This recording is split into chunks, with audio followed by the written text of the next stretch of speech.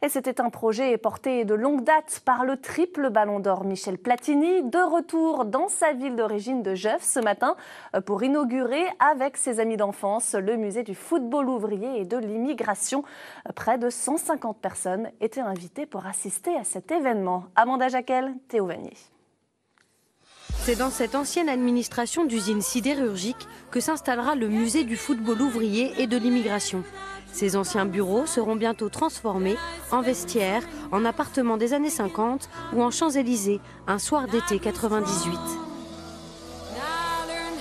Une idée de l'enfant du pays, Michel Platini. Au début, il voulait faire un musée Platini, mais j'ai dit vaut mieux qu'on mette beaucoup de gens dedans plutôt que moi tout seul. Je suis venu heureux pour être sur les terres de ma naissance avec tant d'amis que je n'ai pas vus depuis longtemps. Et je repartirai très fier. Un hommage à ceux qui ont bâti le pays sans jamais réclamer la lumière, précise Platini. Pour le maire de Jœuf, ville industrielle et terre d'immigration, il n'y avait pas meilleur endroit. Les gens sont venus de partout pour faire la richesse de la Lorraine qui elle-même a contribué à la richesse du pays. Donc ici, lorsqu'on parle de tradition ouvrière, on parle de tradition de solidarité, de fraternité.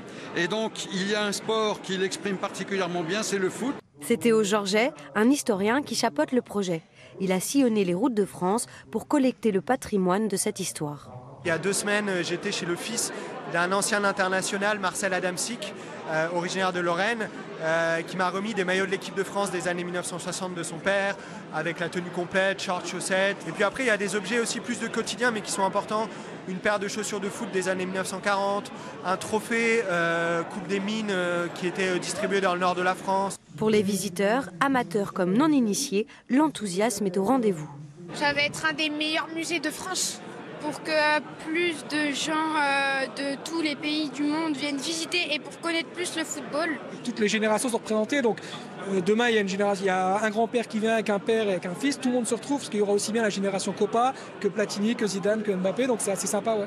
Ça évoque à chacun une histoire, un passé, on pense forcément à quelqu'un en entendant à la fois la problématique de l'immigration, du monde ouvrier et du foot. Le projet chiffre gros, 3 millions d'euros. Les travaux devraient durer au moins 18 mois.